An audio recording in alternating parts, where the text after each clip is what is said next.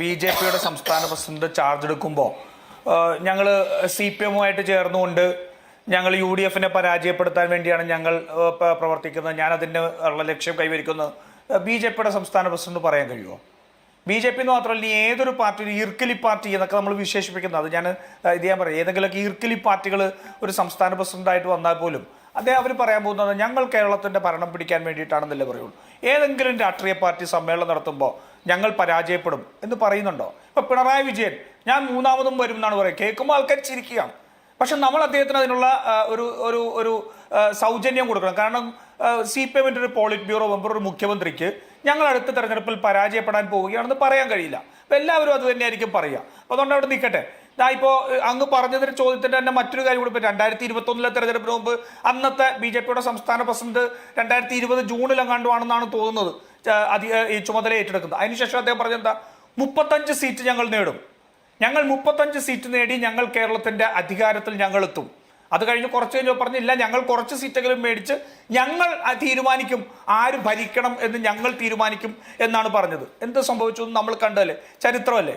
അപ്പം ഇതുവരെ എല്ലാം പറഞ്ഞിട്ടുണ്ട്. ഇതിപ്പോൾ ശങ്കുട്ടി ദാസൊക്കെ ഇവിടെ പറയുന്ന വലിയ ആത്മവിശ്വാസമുണ്ട്. അത് CK പത്മനാഭനില്ല. CK പത്മനാഭന് ആത്മവിശ്വാസമില്ല. CK പത്മനാഭൻ എന്താ പറഞ്ഞത്? ഇതൊരു പുതിയ പരീക്ഷണമാണ്, ആ പരീക്ഷണം വിജയിക്കുമോ പരാജയപ്പെടുമോ എന്ന് നമുക്ക് പിന്നീട് പറയാം. പരീക്ഷണമാണ് ഷാനി. കുമ്മനം രാജശേഖരനോട് വന്നപ്പോൾ അദ്ദേഹം ഹിന്ദു ഐക്യവേദിയുടെ നേതാവായിരുന്നു, ബി.ജെ.പിയുടെ നേതാവ് പോലുമല്ല. നമ്മളെല്ലാവരും ഞെട്ടിയില്ലേ കുമ്മനം രാജശേഖരൻ വന്നപ്പോൾ? എന്തായിരുന്നു? ഒരു പരീക്ഷണമായിരുന്നു. എന്തായിരുന്നു ആ പരീക്ഷണം? വർഗീയമായിട്ട് കേരളത്തെ വിഭജിച്ചുകൊണ്ട് തീവ്ര വർഗീയ രീതിയിലേക്ക് കുമ്മനം രാജശേഖരൻ്റെ ഒരു മുഖം ഉപയോഗിച്ചുകൊണ്ട്, RSS മുഖം ഉപയോഗിച്ചുകൊണ്ട് കേരളത്തിൽ നേട്ടമുണ്ടാക്കാൻ കഴിയുമോ എന്നുള്ള പരീക്ഷണം നടത്തി. ആ പരീക്ഷണം പരാജയപ്പെട്ടു. അത് കഴിഞ്ഞപ്പോഴത്തേക്ക് പിന്നെ മോഡറേറ്റ് എന്നുള്ള നിലയിൽ മുരളീധരനെ കൊണ്ടുവന്നു, ആ പരീക്ഷണവും പരാജയപ്പെട്ടു. പിന്നെ K. സുരേന്ദ്രനെ കൊണ്ടുവന്നു, തുടർച്ചയായിട്ട് പരാജയപ്പെട്ടുകൊണ്ടിരിക്കുന്നു. അത് കഴിയുമ്പോൾ ഇപ്പൊ രാജീവ് ചന്ദ്രശേഖരനെ കൊണ്ടുവന്നു. അല്ല, K. സുരേന്ദ്രൻ ആ തെരഞ്ഞെടുപ്പിന്റെ വിജയം മാത്രമാണെങ്കിൽ നമുക്ക് സംസാരിക്കാം, അതിനെ സംബന്ധിച്ച് നമുക്ക് വിശദമായിട്ട് ചർച്ച നടത്താം. പക്ഷെ പഞ്ചായത്ത് തെരഞ്ഞെടുപ്പിൽ എന്ത് പറ്റി? 35 സീറ്റ് ജയിക്കുമെന്ന് പറഞ്ഞ കഴിഞ്ഞ നിയമസഭാ തെരഞ്ഞെടുപ്പിൽ എന്ത് പറ്റി? അതൊന്ന് പറയൂ. നിങ്ങൾ ഈ തുടർച്ചയായിട്ടുണ്ടാകുന്ന ഉപതെരഞ്ഞെടുപ്പുകളിൽ മുഴുവൻ വിജയിക്കുന്ന UDF ജനമനസ്സിലേക്ക് ഇറങ്ങിച്ചെല്ലുന്നു. ബി.ജെ.പിയെ പരാജയപ്പെടുത്തി, ബി.ജെ.പിക്ക് കെട്ടിവെച്ച കാശ് പോലും കൊടുക്കാതെ 3 ഉപതെരഞ്ഞെടുപ്പുകളിൽ ബി.ജെ.പിയെ പരാജയപ്പെടുത്തി, CPM-നെ പരാജയപ്പെടുത്തി നിൽക്കുന്ന UDF അധികാരത്തിലേക്ക് എത്തുന്നു എന്ന് നിങ്ങൾ പറയുന്നില്ലല്ലോ. പകരം തിരുവനന്തപുരത്ത് ഏതോ ഒരു പഞ്ചായത്തിന്റെ വാർഡ് നഷ്ടപ്പെട്ടതുകൊണ്ട് കേരളത്തിൽ UDF-ന് പിന്തുണയില്ല എന്നല്ലേ പറയുന്നത്? അപ്പം എല്ലാത്തിലും ഒരേ മാനദണ്ഡം, ഒരേ മുഴക്കോൽ ഉപയോഗിക്കുന്നതായിരിക്കും നല്ലത് എന്ന് ഞാൻ പറയുന്നു. പിന്നെ ശങ്കുട്ടി ദാസ് പറഞ്ഞൊരു കാര്യം, അദ്ദേഹത്തിന് കുറെ വിശേഷണങ്ങളൊക്കെ പറഞ്ഞു. അദ്ദേഹം ബി.ജെ.പിയിലായിപ്പോയതാണോ തെറ്റ്? അത് തന്നെയാണ് തെറ്റ്. ബി.ജെ.പിയിലായിപ്പോയത് തന്നെയാണ് തെറ്റ്. അദ്ദേഹം ഇവിടെ കുറെ കാര്യങ്ങളൊക്കെ പറഞ്ഞല്ലോ. കേട്ടപ്പോൾ എല്ലാ കാര്യം കേട്ടപ്പോൾ ഇനി മറ്റേ കമ്പ്യൂട്ടർ ഗെയിം ഉണ്ടാക്കാനാണ് വന്നത് എന്നാണെന്നൊരു സംശയം എനിക്ക് തോന്നിപ്പോയി. ഇരിക്കട്ടെ, കുഴപ്പമില്ല. അദ്ദേഹത്തിന്റെ ഡിഗ്രിയും മറ്റൊക്കെയാണ് പറഞ്ഞത്. അത്രയും ഡിഗ്രിയും ലോകപരിചയവും ബിസിനസ്സിൽ സക്സസ്ഫുള്ളുമായിട്ടുള്ള എല്ലാം ഉള്ള ആ മനുഷ്യൻ കളമശ്ശേരിയിൽ ഒരു സ്ഫോടനം ഉണ്ടായപ്പോൾ എന്താ പറഞ്ഞത്? ജിഹാദികൾ എന്നല്ലേ പറഞ്ഞത്? ജിഹാദികൾ ആ സ്ഫോടനം ഉണ്ടാക്കി എന്നല്ലേ പറഞ്ഞത്? അപ്പോ ആ പാർട്ടിയിൽ ചെന്നാൽ ഏതൊരു മനുഷ്യനും വർഗീയവാദിയാകും എന്നുള്ള കാര്യത്തിൽ എന്താ തർക്കം? അങ്ങനെ ഒരു കൊടും വർഗീയവാദിയായ ആൾക്ക് ആ ബി.ജെ.പിയുടെ രാഷ്ട്രീയം പറയുമ്പോൾ അതേ പറയാൻ പറ്റുള്ളൂ. അദ്ദേഹം മാറി വേറൊരു പാർട്ടിയിലേക്ക് ആ രാഷ്ട്രീയം പറയില്ല, അത് സത്യമാണ്. ഇപ്പൊ സന്ദീപ് വാര്യർ ബി.ജെ.പിയിലായിരുന്നപ്പോ പറഞ്ഞ കാര്യങ്ങളല്ലല്ലോ കോൺഗ്രസിൽ വരുമ്പോൾ പറയുന്നത്. മതേതരത്വത്തിന്റെ ഏറ്റവും വലിയ ഒരു അംബാസിഡറായിട്ട് ഇപ്പൊ സന്ദീപ് വാര്യർ മാറിക്കൊണ്ടിരിക്കുക. അപ്പൊ ആ ഏത് പ്രത്യയശാസ്ത്രത്തിൽ വിശ്വസിക്കുന്നു എന്നുള്ളത് തന്നെയാണ് പ്രശ്നം. അതുകൊണ്ട് തന്നെയാണ് പ്രതിപക്ഷ നേതാവ് V.D. സതീശൻ പറഞ്ഞത്, രാജീവ് ചന്ദ്രശേഖർ എന്നുള്ള വ്യക്തിയോടല്ല ഞങ്ങളുടെ പോരാട്ടം, ഞങ്ങൾ ആ ആശയത്തോടാണ് പോരാടിക്കൊണ്ടിരിക്കുന്നത്. ഇത് തെരഞ്ഞെടുപ്പ് രാഷ്ട്രീയത്തിലേക്ക് പോകുന്നത് എന്താ? തെരഞ്ഞെടുപ്പ് രാഷ്ട്രീയത്തിൽ കേരളത്തിലെ പിണറായി വിജയനെതിരായിട്ടുള്ള വലിയ ജനവികാരം, ആ ജനവികാരം ഭിന്നിച്ചു പോകാതെ ഇരിക്കാൻ വേണ്ടിയിട്ട് ഞങ്ങൾ പ്രവർത്തിക്കുക എന്നുള്ളതാണ് ഞങ്ങളുടെ ഏറ്റവും വലിയ ലക്ഷ്യം. അവിടെ ബി.ജെ.പി CPM തമ്മിൽ കൈകോർക്കും എന്നുള്ള ഞങ്ങൾക്കറിയാം. ഷാനി ഇപ്പൊ പറഞ്ഞല്ലോ ഇന്നാണെന്ന്. ഷാനി, ഞാൻ മാർച്ച് 15 ഈ പറയുന്ന വിഷയത്തിൽ ഞാനൊരു പോസ്റ്റ് ഇട്ടു, ഞാൻ ഇന്നലെ റീപോസ്റ്റ് ചെയ്തിരുന്നു. മാർച്ച് 15 ഞാൻ പറഞ്ഞു, K. സുരേന്ദ്രൻ മാറിക്കഴിഞ്ഞാൽ ബി.ജെ.പിയുടെ ഏറ്റവും അഭികാമ്യനായ ആൾ രാജീവ് ചന്ദ്രശേഖറാണ്. അത് പോസ്റ്റ് ഒട്ടിച്ചതിന്റെ ബാനർ ഒട്ടിച്ചതിന്റെ ബലത്തിലൊന്നുമല്ല, CPM-ഉമായിട്ട് E.P. ജയരാജനെ പോലെയുള്ള ആൾക്കാരുമായിട്ട് സന്ധി ഉണ്ടാക്കാൻ പറ്റിയൊരു നേതാവ്, ആ നേതാവിനെയാണ് ബി.ജെ.പിയുടെ കേന്ദ്ര നേതൃത്വത്തിന് ആവശ്യം. അതൊരു പക്ഷേ ശോഭാ സുരേന്ദ്രനിലൂടെ നടക്കില്ല, ഒരു പക്ഷേ MT രമേശിലൂടെ നടക്കില്ല. പകരം കേന്ദ്രത്തിന് നേരിട്ട് കൈകാര്യം അല്ലെങ്കിൽ തന്നെ കഴിഞ്ഞ കുറെ കാലങ്ങളായിട്ട് CPM-ന്റെ സംസ്ഥാന നേതൃത്വത്തിന് എന്താ പ്രസക്തി? പത്മജ വേണുഗോപാൽ BJP-യിലേക്ക് ചേരാൻ പോകുന്നു എന്ന് പറഞ്ഞത് ആ BJP ഓഫീസിന്റെ പടിക്കലെത്തിയപ്പോഴാണ് ഇവിടുത്തെ സംസ്ഥാന പ്രസിഡന്റ് അറിയുന്നത്. ഇവരെ ഒരിക്കലും വിശ്വാസത്തിലെടുത്തുകൊണ്ടല്ല കേന്ദ്ര നേതൃത്വം പ്രവർത്തിച്ചിട്ടുള്ളത്. നമുക്ക് സംഭവം നോക്കി അറിയാം. അവരുടെ അജണ്ട നടപ്പാക്കുന്നു. അജണ്ട എന്താ? കേരളത്തിൽ ഒരിക്കൽ കൂടി കോൺഗ്രസിനെ പരാജയപ്പെടുത്തണം എന്നുള്ള BJP-യുടെ അജണ്ടയാണ്. ആ BJP-യുടെ അജണ്ടയിൽ CPM-ഉം BJP-യും ഒന്നിക്കും. അതിനു വേണ്ടിയിട്ട് കച്ചവടക്കാരനായിട്ടുള്ള EP ജയരാജനെ പോലുള്ള നേതാക്കന്മാരായിട്ട് പിണറായി വിജയനായിട്ടെല്ലാം നല്ല ബന്ധമുള്ള ഒരു നേതാവിനെ അവർക്ക് ആവശ്യമുണ്ട്. അത് അവർ പ്ലേസ് ചെയ്തു. അവിടെ നടക്കട്ടെ, ഞങ്ങൾ ചെയ്യും. ഞങ്ങളെന്താ, ഞങ്ങളുടെ മുന്നിലുള്ളത് പാലക്കാടാണ്. ഞങ്ങളുടെ എക്സാമ്പിൾ എന്താ? ഈ CPM-ന്റെ നേതൃത്വവും BJP-യുടെ നേതൃത്വവും ഒക്കെ പാതിരാ നാടകം ഉൾപ്പെടെ കൈകോർത്തുകൊണ്ട് കോൺഗ്രസിനെ പരാജയപ്പെടുത്തി അടുത്ത തെരഞ്ഞെടുപ്പിന് മുമ്പ് കോൺഗ്രസിനെ ക്ഷീണിപ്പിക്കാം എന്ന് ചിന്തിച്ചപ്പോൾ നമ്മളൊക്കെ ഓർമ്മയുണ്ടല്ലോ ഷാനി, ഒരേ ചർച്ചയിൽ ഇരുന്നവരല്ലേ? 7ാം റൗണ്ട് കഴിയുമ്പോൾ മാത്രം കോൺഗ്രസ് ലീഡ് ചെയ്യും എന്ന് നിങ്ങളും ഒരു പരിധിവരെ ഞങ്ങളും ആ കൗണ്ടിങ്ങിന്റെ വേളയിൽ പറഞ്ഞു തുടങ്ങിയത് 3ാം റൗണ്ടിൽ BJP-യുടെ ഏറ്റവും വലിയ നെഞ്ചത്ത് തന്നെ താണ്ഡവമാടിക്കൊണ്ട് ഏറ്റവും ചരിത്ര ഭൂരിപക്ഷത്തോടുകൂടി പാലക്കാട് വിജയിച്ച അതേ തന്ത്രവും അതേ രാഷ്ട്രീയവുമാണ് ഞങ്ങളുടെ പ്രതീക്ഷ. അതുതന്നെയാണ് ഞങ്ങൾ മുന്നോട്ട് കൊണ്ടുപോകുന്നതും. കേരളത്തിലുള്ള ജനവികാരം, പിണറായി വിജയനുള്ള ജനവികാരം ഭിന്നിച്ചു പോകാതെ അത് UDF-ലേക്ക് എത്തിക്കുക.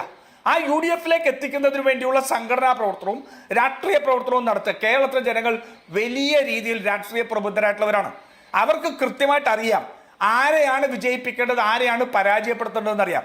ആ പരാജയപ്പെടുത്തേണ്ട സമയത്ത് ആ വോട്ടുകൾ ഭിന്നിച്ചു പോകാതെ അത് പരാജയപ്പെടുത്തുന്നതിന് വേണ്ടിയുള്ള തീരുമാനം കേരളത്തിലെ ജനങ്ങൾ എടുക്കുന്നുള്ളതിന്റെ ഏറ്റവും വലിയ തെളിവല്ലേ പാലക്കാട് BJP-യുടെ ഏറ്റവും വലിയ ശക്തി കേന്ദ്രം. അപ്പൊ ഞങ്ങളെ സംബന്ധിച്ചുള്ള രാഷ്ട്രീയമായ കൃത്യമായ ബോധ്യമുണ്ട്. അടുത്ത തെരഞ്ഞെടുപ്പിന് മുമ്പായിട്ട് ഞങ്ങൾക്ക് ആദ്യം പരാജയപ്പെടുത്തേണ്ടത് BJP-യാണ്. CPM-നെ പരാജയപ്പെടുത്തണമെങ്കിൽ ആദ്യം BJP-യെ പരാജയപ്പെടുത്തിയേ CPM-നെ പരാജയപ്പെടുത്താൻ കഴിയുള്ളൂ. കാരണം പ്രതിപക്ഷ വോട്ടുകൾ അല്ലെങ്കിൽ ഭരണവിരുദ്ധ വികാര വോട്ടുകൾ ഭിന്നിച്ചു പോകാതിരിക്കാനുള്ള സാഹചര്യം ഞങ്ങൾ ഉണ്ടാക്കണം. അതിനുള്ള രാഷ്ട്രീയ പ്രവർത്തനം നടത്തണം. മറുവശത്ത് BJP-യുടെയും CPM-ന്റെ അജണ്ട ആ പ്രതിപക്ഷ വോട്ടുകൾ അല്ലെങ്കിൽ ഭിന്നസ്വരമുള്ള വോട്ടുകൾ, ഭരണവിരുദ്ധ വോട്ടുകൾ ഭിന്നിപ്പിക്കുക എന്നുള്ള തന്ത്രമാണ്. അതിനുവേണ്ടി രണ്ടു കൂട്ടരും വർഗീയത ഉപയോഗിക്കുകയാണ്. കേരളത്തിൽ, മധ്യ കേരളത്തിൽ ക്രിസ്ത്യൻ വിഭാഗത്തിനകത്ത് കാസയെ പോലെയുള്ള തീവ്രവാദ സംഘടനകൾക്ക് പിന്തുണ നൽകി പ്രോത്സാഹിപ്പിച്ച് മുനമ്പം ഉൾപ്പെടെയുള്ള വിഷയങ്ങൾ അവർക്ക് ആയുധമാക്കാനുള്ള അവസരം ഉണ്ടാക്കി കൊടുത്തുകൊണ്ട് മധ്യ കേരളത്തിൽ BJP-ക്ക് ക്രിസ്ത്യൻ വിഭാഗത്തിന്റെ വോട്ടുകൾ എത്തിച്ചു കൊടുക്കാൻ വേണ്ടി മത്സരിക്കുന്ന പിണറായി വിജയനെ നമുക്ക് കാണാം. ആ പിണറായി വിജയൻ മലബാറിൽ ചെല്ലുമ്പോൾ ഏറ്റവും മതേതരമായി പ്രവർത്തിക്കുന്ന മുസ്ലിം സംഘടനകൾക്കകത്ത്, മനുഷ്യർക്കകത്ത് ശാന്തിയും സമാധാനവും നിലനിർത്തണമെന്നുള്ള മതേതര സന്ദേശം നൽകുന്ന സാദിഖ് അലി തിങ്ങളെ പോലെയുള്ള ആൾക്കാരെ വർഗീയവാദിയെ ചിത്രീകരിക്കാൻ വേണ്ട ശ്രമം നടത്തും. എന്തിനാ? ലീഗിനെ ക്ഷയിപ്പിക്കാൻ. ആ ലീഗിനെ ക്ഷയിപ്പിച്ചു കഴിഞ്ഞാൽ അവിടെ നേട്ടമുണ്ടാക്കാമെന്നും മധ്യ കേരളത്തിൽ ക്രിസ്ത്യൻ വിഭാഗത്തെ BJP-യിലേക്ക് തള്ളിവിട്ടാൽ അതിന് നേട്ടമുണ്ടാക്കാമെന്നും നടത്തുന്ന പിണറായി വിജയന്റെ ശ്രമം അത് BJP-യോടൊപ്പം ചേർന്ന് നടത്തുന്ന ശ്രമത്തിന്റെ ഭാഗമാണ്. ആ ശ്രമത്തെ പരാജയപ്പെടുത്തണം. ഷാനി, ഞങ്ങൾ ഇത്രയും നാള് ധരിച്ചിരുന്നത് ഈ ഭരണത്തിന്റെ ഉന്മാദത്തിലിരിക്കുന്ന പിണറായി വിജയൻ ജനങ്ങളുടെ യഥാർത്ഥ വികാരം മനസ്സിലാക്കാത്തതുകൊണ്ട് തങ്ങൾ ഇനിയും അധികാരത്തിലെത്തും എന്ന് വളരെ ആത്മവിശ്വാസത്തോടെ പറയുന്നു എന്നുള്ളതാണ് ഞങ്ങൾ ഇത്രയും നാൾ മനസ്സിലാക്കിയത്. ഇപ്പോഴാണ് സംസ്ഥാന സമിതി അംഗമായിട്ടുള്ള CPM-ന്റെ പ്രതിനിധി പറഞ്ഞപ്പോഴാണ് ശശി തരൂരും മുല്ലപ്പള്ളി രാജേന്ദ്രനും പറഞ്ഞത് മാധ്യമങ്ങൾ റിപ്പോർട്ട് ചെയ്ത് കേട്ട് തെറ്റിദ്ധരിച്ചു പറഞ്ഞതാണെന്ന് ഞങ്ങൾക്ക് ഇപ്പോഴാണ് മനസ്സിലായത്. അപ്പൊ പ്രശ്നം അവിടെ തീർന്നു. ശശി തരൂരും മുല്ലപ്പള്ളി രാമചന്ദ്രനും പറഞ്ഞത് കേട്ടപ്പോൾ തെറ്റിദ്ധരിച്ചിട്ട് ഞങ്ങൾ മൂന്നാമത് എത്തുമെന്ന് പറഞ്ഞിട്ടാണ് പിണറായി വിജയൻ ഇപ്പൊ പറഞ്ഞുകൊണ്ട് നടക്കുന്നതെന്ന് മനസ്സിലാക്കുന്നു. അദ്ദേഹത്തോട് പോയിട്ട് ആ പോഡ്കാസ്റ്റ് ഒന്ന് മൊത്തമായിട്ടൊന്ന് കേൾക്കാൻ പറഞ്ഞാൽ മതി. ആ തെറ്റിദ്ധാരണയിൽ നിന്ന് മൂന്നാമത് ഭരിച്ചേക്കും എന്നുണ്ടായ വികാരം മാറിക്കിട്ടിക്കോളും. അത്രേ ഉള്ളൂ. പിന്നെ ഷാനി, നമ്മൾ ഈ ചർച്ചയിലൊക്കെ വരുന്നവർ കുറെ ചർച്ചകളിലൊക്കെ പങ്കെടുത്ത് പരിചിതം വന്ന ആൾക്കാരാണ്. നമ്മൾ പലപ്പോഴും കള്ളങ്ങൾ പറയാനോ കള്ളങ്ങളെ അല്ലെങ്കിൽ സത്യമല്ലാത്തതിന് വളർച്ച പറയാനോ ഒക്കെ മിടുക്കന്മാർ ആയിട്ടുള്ളവരാണല്ലോ നമ്മളെല്ലാവരും. അപ്പൊ ഇതിനിടയ്ക്കുന്ന് വരുന്ന ചില വാക്കുകളിൽ നിന്നാണ് നമുക്ക് കൃത്യമായിട്ട് മനസ്സിലാവുക. അപ്പൊ അനിൽകുമാർ പറയുകയാണ്, മുഖ്യമന്ത്രിയും നിർമ്മലാ സീതാരാമനും ഗവർണറും തമ്മിൽ പറഞ്ഞ കാര്യം പുറത്തു പറയാതിരിക്കുന്നത് ഞങ്ങളുടെ മാന്യതയാണ്. പുറത്തു പറയാതിരിക്കുന്നത് ഞങ്ങളുടെ മാന്യതയാണ്. എന്ത്?